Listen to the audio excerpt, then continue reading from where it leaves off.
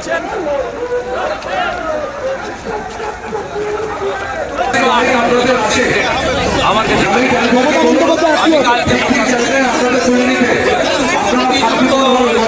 করছে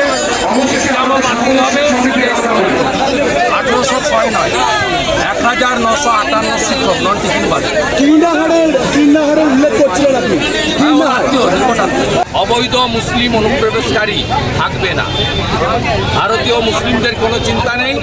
আর যারা ধর্মীয় কারণে বাংলাদেশ থেকে হিন্দুরা এসেছেন 31শে ডিসেম্বর 2024 পর্যন্ত তারা সবাই শরণার্থী, তাদেরকে নাগরিকত্ব দেবে আজকে ভারত সরকার ঘোষণা করেছে।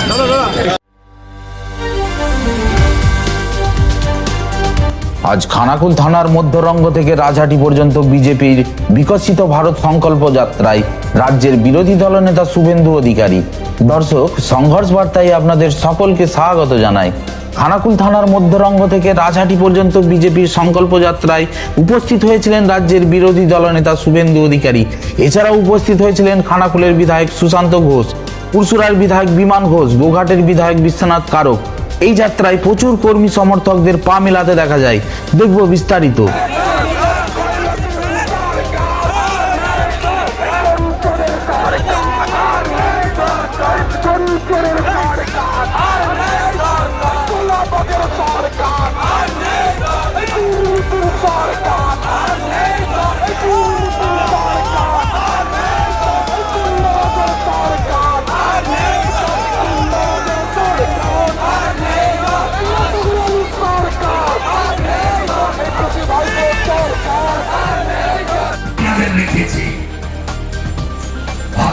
সরকারের টাকা, ট্যাক্সের টাকা, রিজার্ভ ব্যাংক থেকে ঋণ নেওয়া টাকা, বাজার থেকে বন্ড বিক্রির টাকা, তৃণমূলের বাপের টাকা নয়, ভাইপোর চুরির টাকা নয়, বৌহার বাবা রেখে যায়নি, মমতা ব্যানার্জির পৈতৃক সম্পত্তি বেচে দেন না।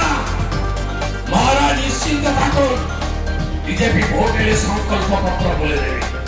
বিজেপি তো কথা বললে কথা দিয়ে কথা রাখে। দিল্লিতে রেখাগুপ্ত কত দিচ্ছে? 2500। হরিয়ানায় আমাদের মুখ্যমন্ত্রী কত দিচ্ছেন? 2100। মহারাষ্ট্রে আমাদের মুখ্যমন্ত্রী কত দিচ্ছেন? 2000। আসামের মুখ্যমন্ত্রী কত দিচ্ছেন? 2500। মধ্যপ্রদেশের লাডলি বহিন কত দিচ্ছেন? 3000। এককালীন 50,000 মায়েদের জন্য সুভদ্রা যোজনা উড়িষ্যা। তাই এসব কথায় কান দেবেন না, কান দেবেন না। সুশান্ত ঘোষ, মধুসূদন দাস, বিমান ঘোষ, বিশ্বনাথ কারককে ভোট দেওয়ার জন্য তার সামাজিক প্রকল্প বন্ধ হয়েছে। একটা উদাহরণ আছে। তাই তৃণমূলের সন্তানের কাছে, চোখ রাঙানির কাছে মাথা নত করবেন না।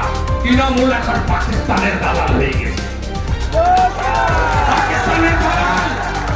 কি সাহস! আমাদের আর্মিকে দেখলে চীনের আর্মি, পাকিস্তানের আর্মি পালায়। বাংলাদেশের কথা তো ছেড়ে দেন, ছাড়বো না, পালিয়ে যায়। জাতিসংঘের সবচেয়ে ভালো কাজ করে ভারতীয় সেনারা, পিস কিপিং ফোর্সে।